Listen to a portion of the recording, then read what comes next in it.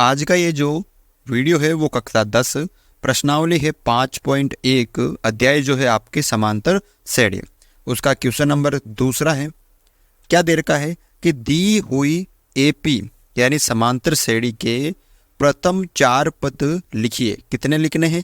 पहले 4 पद लिखने हैं, जबकि आपको प्रथम पद ए और सार्व अंतर डी निम्नलिखित है। आपको ए दे रखा है और क्या दे रखा है? सार्व अंतर यानी डी आपको दे रखा है। तो आपको क्या करना है? इसके प्रथम 4 पद लिखने हैं। तो लिखना है यहाँ पर पहला पद जो है क्वेश्चन यहाँ पे ए बराबर 10 है और डी बराबर 10 है। ठीक है, तो हल। तो यहाँ पे A1 यानी A1 आपको दे रखा है 10। ठीक है, अब A2 कैसे निकालेंगे? यानी दूसरा पद।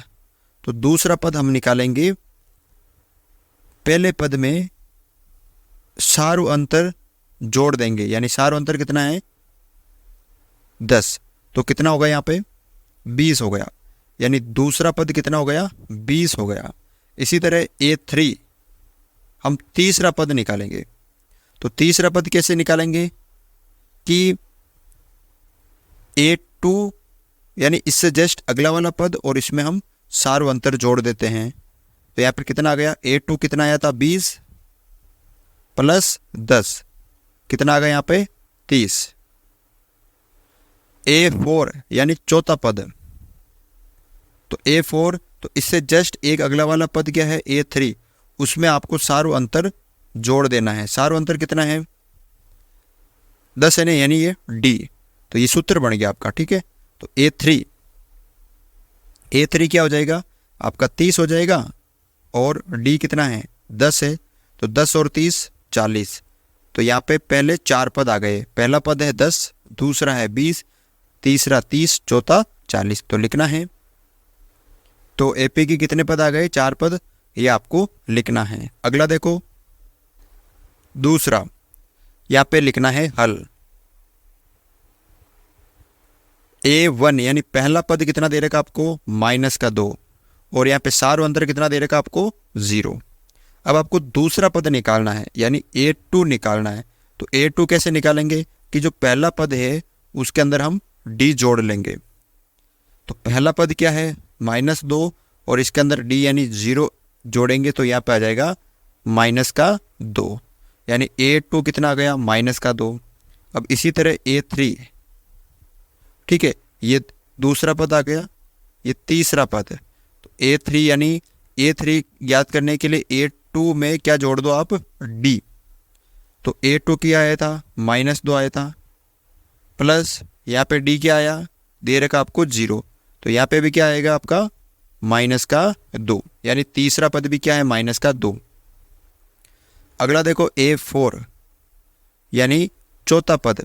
तो A3 तीसरे पद में क्या जोड़ेंगे? D।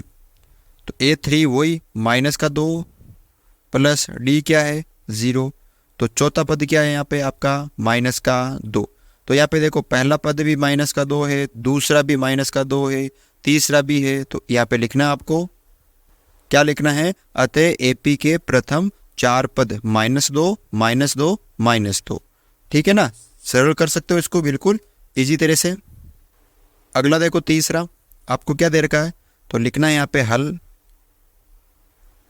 आपको दे रखा है A1 कितना दे रखा है? 4 और D कितना दे रखा है? -3।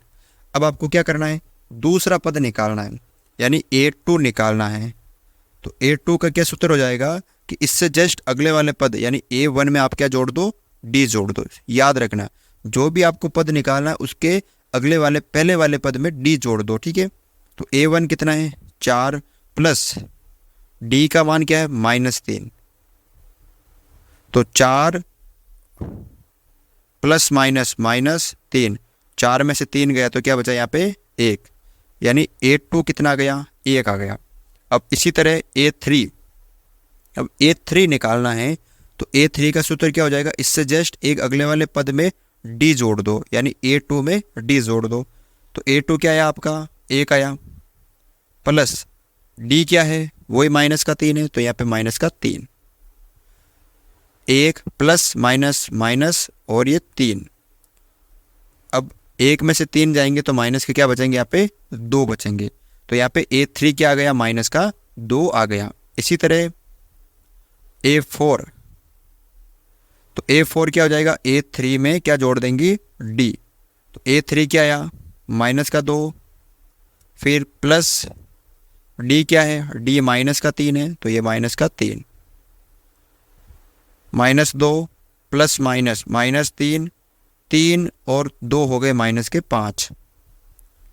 तो इसका देखो पहला पद है 4, दूसरा है 1, तीसरा है -2, चौथा है -5। तो लिखना है यहाँ पर आपको, अतः एपी के प्रथम 4 पद 4, 1, -2 और -5। ठीक है, तो इस तरह से आप ये जो क्वेश्चन है वो सरल कर सकते हो। इसके जो अगले 2 क्वेश्चन है वो हम अगले वीडियो में करेंगे। तो आज के लिए बस ये 3 क्वेश्चन थे। अगर वीडियो आपको अच्छा लगा, वीडियो को लाइक, चैनल पर नए हो तो चैनल को सब्सक्राइब ज़रूर करें।